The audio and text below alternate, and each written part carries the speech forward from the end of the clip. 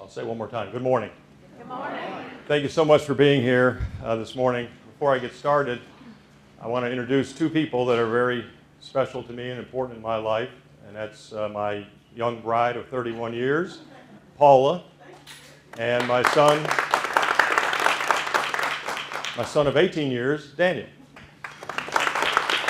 Daniel is a senior at Aiken High School, and fortunately today is a teacher work day, so he's not missing class. He's here legally, and everything is fine with that.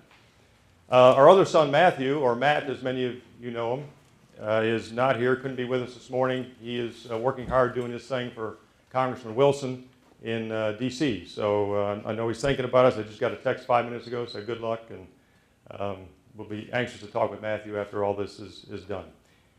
Now, the moment we've all been, well, at least some of us have been waiting for. Today, I'm honored, proud, humbled, grateful, and a little bit nervous to publicly announce my candidacy for the Republican nomination for House District 81.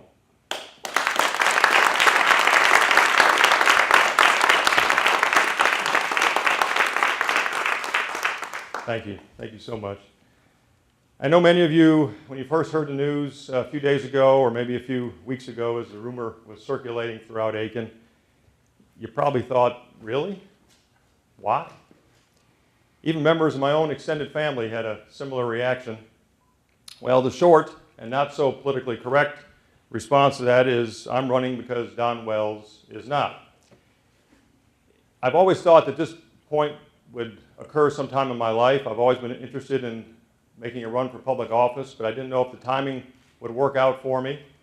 And when Don made his announcement, even though it wasn't part of my plan for 2016, when he made his announcement, I felt like now was the time. The timing was perfect. Our last child, Daniel, is on his way off to Carolina in Columbia in the fall. So we're empty nesters. Got the time, got the motivation, and this is something I definitely want to do. I think it's important, now that the job is open, that we hire someone with the education, the work experience, the temperament, the passion, the energy, the knowledge, and the desire to go to Columbia and do good work for the people of District 81 and the state of South Carolina. I believe that person, I sincerely believe that person is me. I believe we need someone who will bring a conservative, business-like approach to the problem solving with an emphasis on efficient state government, fiscal responsibility, rebuilding our infrastructure, lowering our state's personal and corporate income tax, cutting harmful regulation, advocating for small business, and in every instance, supporting local and state law enforcement. I thought it was important to make my announcement this morning here in order to emphasize my small business background, to share this event with employees who have made all this possible, and to give many of you who have never been here before the opportunity to see what small business means to me. Folks, this is small business. 17,000 square feet, 22 employees, 32 years of continuous operation, dozens of loyal customers, and an endless barrage of daily challenges and opportunities. I joined B&S at the end of 1998, over 17 years ago. The original S in B&S wanted to retire. He had long since parted ways with the original B, and that's when I and a couple of partners in Greenville got involved. The business was purchased just before New Year's in 1998, and I took control on the first day back to work in January of 1999. I'd never run a business like this before. The learning curve was steep, but I've always been a rather quick study. And thinking back on those early years, I'll never forget a meeting I had with an old and somewhat obnoxious steel salesman who came knocking on the door, and he asked, with rather the total bewilderment, I'd say, on his face, why would anyone buy a machine shop? And although I hadn't been asked that question before, or at least not quite that directly, my answer was immediate, and I told him I didn't buy a machine shop, I bought a lifestyle.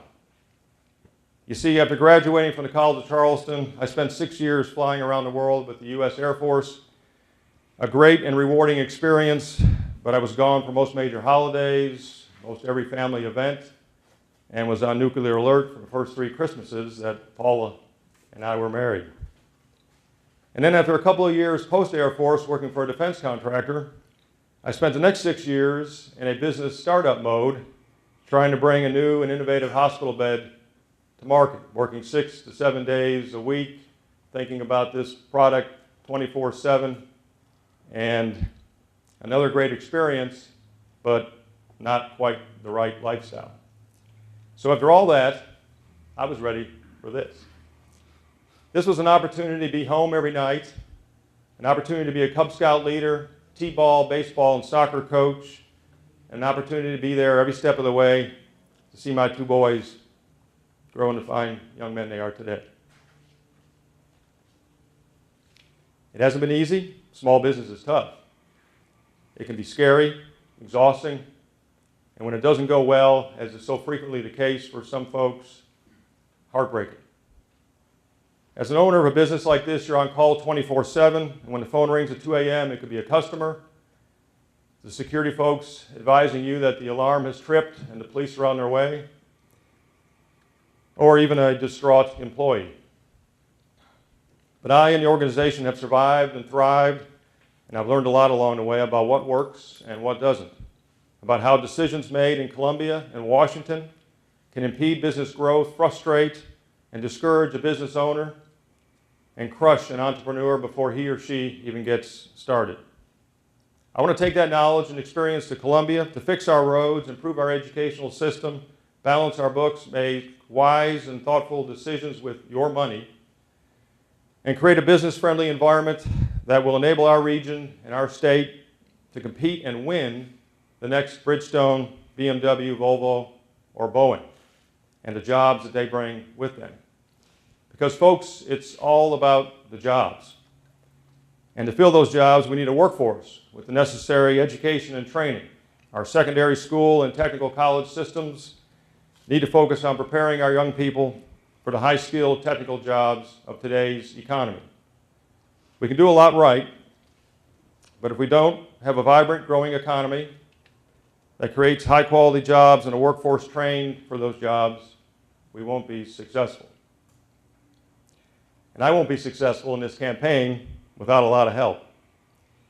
If you've never really looked into the process, as I have just recently, you can't imagine how much time, work, people, and money a campaign for the State House requires.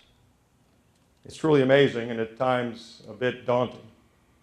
So this morning I asked for your help. I asked first for your vote, and I must ask, because the experts tell me it's necessary, for whatever time, energy, and money you may be able to contribute. I also ask that you remind your friends and neighbors that there's a primary on June 14th, and that they should take a look at the candidates, visit a website, or attend an event. And if it's a website they go to, make sure to tell them about www.bartblackwell.com,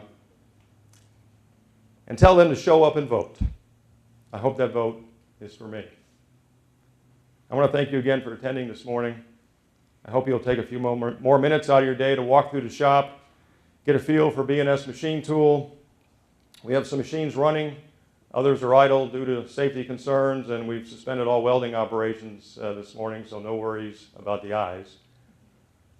At this point, if the B&S associates would return to their workstations and get ready, and you folks just sit tight for a few minutes, we'll let you get out there and take a walk around, but that's the end of my remarks this morning. Thank you.